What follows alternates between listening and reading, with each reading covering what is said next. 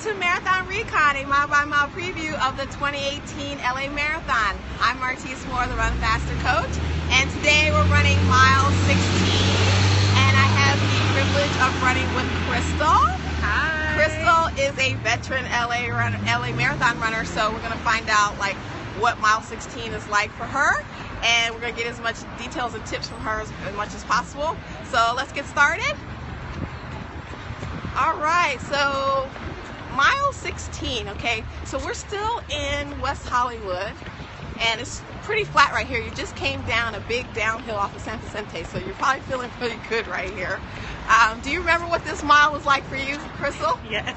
Okay, tell us about that. So this is actually when my right leg started cramping. Okay. And I had to go over to the side. And luckily a good Samaritan volunteer gave me some pretzels and water. Oh, nice. And told me to stretch out my leg.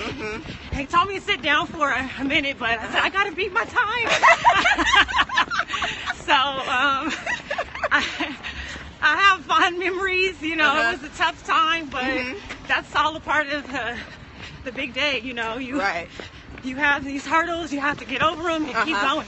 Okay, cool. So we're not gonna have that problem today. But no. Do you have any idea what contributed to that? Salt imbalance, not enough salt, maybe not enough hydration. Okay.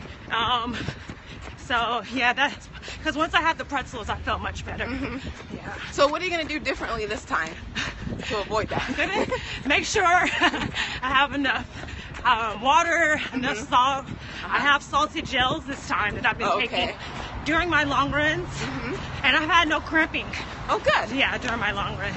Yeah. So you actually just did a really long run of the course with Blacklist LA. Yes. Okay. So can you tell us first what Blacklist LA is? Blacklist LA is a nonprofit organization. We have marathon training for runners. We also host half marathon training and walk to run programs for walkers who also want to start running. And I'm actually a pacer. Okay. Yeah, so I've been fortunate to be pacing the runners this marathon training season. Oh, nice. Yes. Well, you guys also do some cool stuff. What's up? We do art runs on Mondays. We go around Los Angeles, run about 3 miles, and stop at art. And take pictures. Yeah, we do other races. And what time of day though do you guys do that? 10 p.m. Yeah, they start at 10 o'clock at night, guys. It's like people, they're like running down the street at 10 o'clock, and people are like, "Why are you running?" So that's awesome. I still haven't been able to get out with you guys. Because 10 o'clock always, it seems like a good idea until it's 10 o'clock. And I'm like, I know. You're coiled up in the bed. So why do you think people are drawn to that? Because you guys have a pretty big following. Well, I think that there's something about running with people will motivate you. And something about running at night and then the art. Right. It's just all inspiring. So. And you have all different types of levels of runners. Definitely. Okay. You know, you have your speed runners in the front, you have your middle runners, then you have the runners who want to sexy pace it in the back. So, and it's amazing because it's people of all walks of life. Sexy pace, I was explaining that means slow, right? I know. Okay, cool. So actually we're here at Doheny. We're about to turn down Doheny, and it's safe. But you actually get to see the iconic Beverly Hills sign in the back. So we're turning into Beverly Hills. I think we can go right here. Okay, yeah, so mile 16, that's when you start to enter Beverly Hills. Okay, did we pass the part where you cramped up? Yeah. Oh, okay, all right. See, we made through that safely, so that's over and done with. This year, you're just going to fly by. Yeah, because actually, that's what's great about what you said. You guys did like a preview last weekend where you, tell us about that. So we previewed, on Wednesday we previewed miles 2 through 10, Wednesday night, and then Saturday we previewed 8 to 26.2. Uh-huh. So we met up in Silver Lake and ran all the way to Santa Monica. Okay, so that's awesome. You ran the actual full course as one of your long runs. Yes. How do you think that benefits people? How did it benefit you? I love it because it gives you an idea of what you're going to be doing on race day and what to expect. Right. Like, okay, right now we're running this mile is flat. Okay, you know, when you hit Century City, starts to hit those inclines. Right. So you kind of prepare your mind and your body for what's about to happen. Yeah, okay, and like, how does that help you from a mental standpoint, knowing what's coming? You can visualize yourself and how you prepare for race day. Awesome. So as opposed to like, I didn't do the preview course last year, I just ran it. So every mile was a surprise. Right. Which was great. And then not so much. But then, you know, it's an experience. Right. Yeah, so that's why people need to watch the videos or get out there on the course. Yeah. So you can have an idea, because like you said, it's an experience, but at the same time, it's better to know what's coming. Definitely. Because if you're not training on hills, you're going to be in for a bad surprise on race day. This is not a flat course. You know, right now it's pretty flat on this mile. Right. But this is just one of the flat miles. One. This is where you can catch your breath. Yeah. Okay, cool. So, what made you like start running with Blacklist? Was it because you started training for the LA Marathon? Well, I've been running for a while. I started doing marathons about 2 years ago. Okay. And then after I trained my first full by myself, and then I did my second full with a couple of groups, but it wasn't consistent groups. And then I have been following Blacklist, and I have a couple of friends in the organization who all said you need to come out and train with us.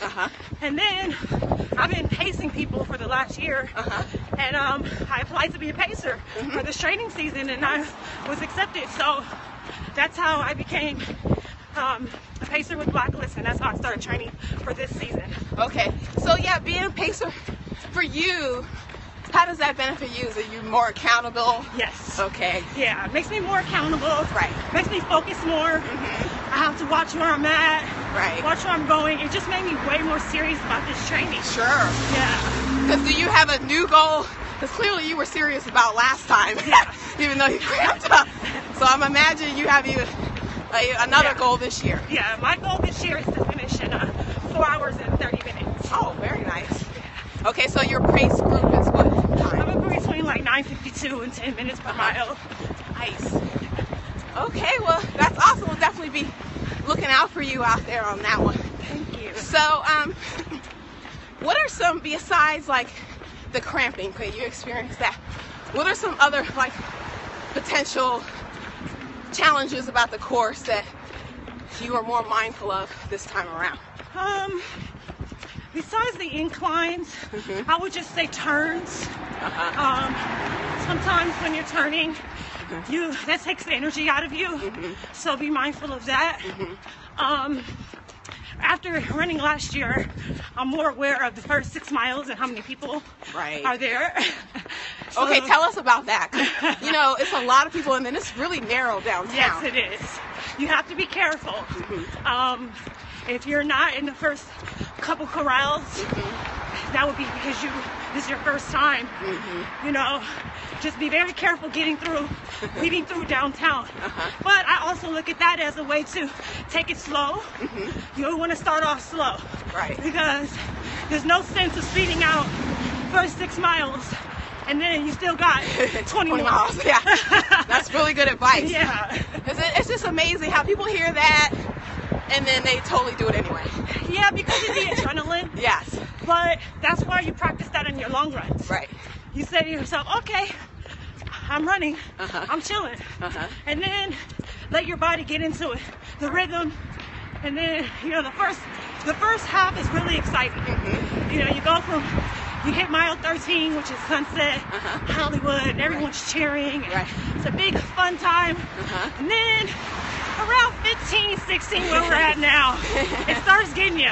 Okay. Then you hit that 17, 18, Wilshire, and that's when the wall starts getting real. Yeah. Okay. So I always tell people, keep in mind, after the half, you still got another half. Right. So prepare your mind for that other half. Right. And your body. Okay. Cool. So, for you, what are you, like some of the main tips? I mean, I know you gave us just like a lot right now. Is there anything else that you're like constantly telling your people that are in your pace group to be mindful of when they're training or for race day? Well, besides the actual race day, majority of training is preparation.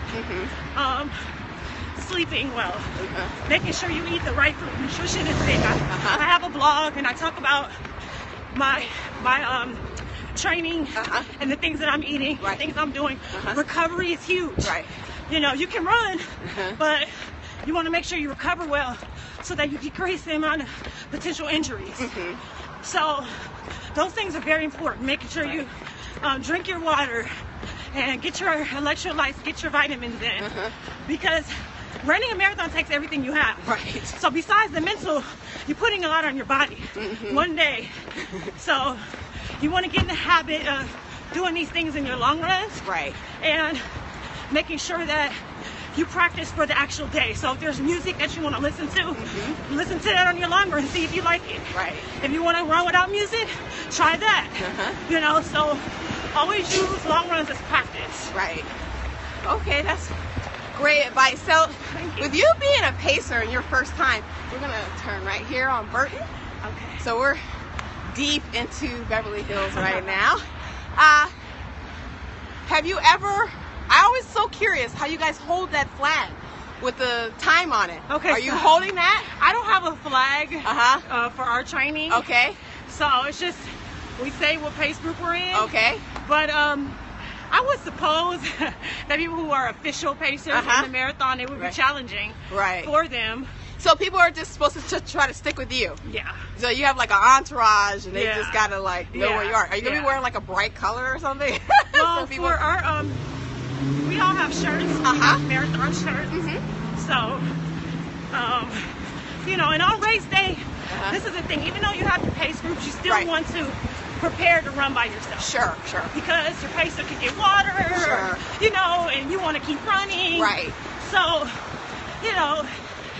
Hey, that's really good advice though, because at the end of the day, this is still on you. Right. Because you're the one crossing the finish line. Right. Your pacer can help you during training. They may be able to help you during the run. Right. But you're the one that's going to step your foot on that mat to finish your run. You're going to be the one to get the medal. Right. So, and you need to push yourself mentally to be doing this for you and whatever cause you might be doing it for. Not just because your pacer's out there and you like them. Okay, because you never know what could happen. Like they could cramp up or something else, and then they're gone, and they're like mentally you're like, well, what am I supposed to do? No. Yeah, I've heard a couple of people say things like, oh, my pacers started off too fast.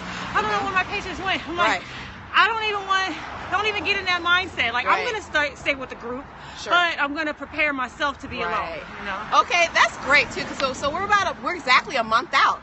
It's 4 weeks from today. So you guys seriously mentally start preparing to do this and plan. You can't plan for everything, but you can plan for potential setbacks. Like, what if you lose your pacer, or you run out of water or something like that?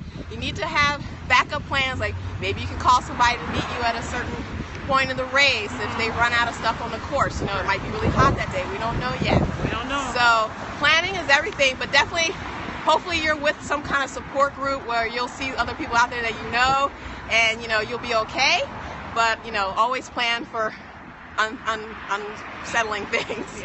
Okay, because it is a marathon. It's like something new always seems to pop up. But anyway, I want to thank my special guest Crystal for joining us today. We're going to put up her link to her blog so we can follow what she's doing to prepare for the LA Marathon and root her on and getting her 4:30 this year. All right, so if anybody has any questions about mile 16 or any other aspect of the LA Marathon, please go to GreenRunnerLA.com. And until next time, keep running, everybody, and see you on mile 17.